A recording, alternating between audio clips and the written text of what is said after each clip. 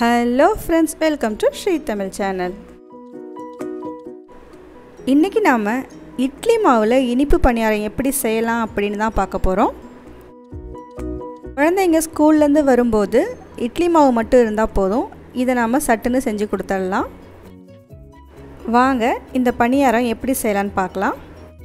இந்த பணியாரம் பண்றதுக்கு முதல்ல 2 கப் இட்லி மாவை ஒரு பவுல்ல எடுத்துர்க்கேன்.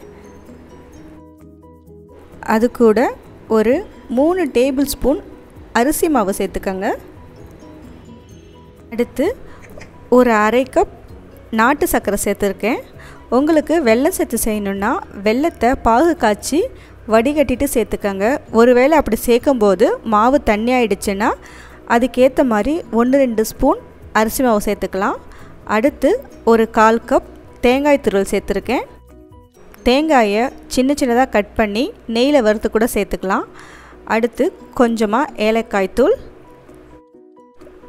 எல்லாத்தையும் சேர்த்து நல்லா கலந்து விட்டுக்கங்க. இப்போ பார்த்திங்கன்னா எல்லாமே நல்லா கரைஞ்சிடுச்சு. இது ஒரு 10 நிமிஷத்துக்கு அப்படியே இருக்கட்டும். அதுக்கப்புறம் நம்ம பணியாரம் சுட ஆரம்பிக்கலாம். அடுத்து பணியாரக்கல் சூடானதும் எல்லா குழியிலையும் கொஞ்சம் கொஞ்சமாக நெய் சேர்த்துக்கலாம். கலந்து வச்ச மாவையும் எடுத்து ஒவ்வொரு குழியிலையும் ஊற்றிக்கலாம். ஒரு 2 நிமிஷம் சிறு தீயில வச்சு வேக விடுங்க.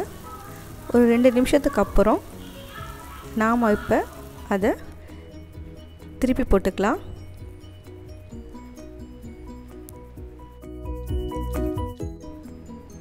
திருப்பி போட்டதுக்கப்புறம் ஒரு நிமிஷம் வேக வச்சா போதும். நமக்கு இனிப்பு பணியாரம் ரெடி ஆகிடும். பணியாரம் சாப்பிடுன்னு நினைக்கும் போதெல்லாம் மாவு அரைக்கிறதுக்காக வெயிட் பண்ண வேணாம். இட்லி மாவுலே இந்த மாதிரி நம்ம ஸ்வீட் பணியாரம் செஞ்சு சாப்பிட்டுக்கலாம். ஓகே ஃப்ரெண்ட்ஸ், இதை நீங்கள் வீட்டில் செஞ்சு பார்த்துட்டு எப்படி இருக்குன்னு சொல்லுங்கள். தேங்க்ஸ் ஃபார் வாட்சிங்.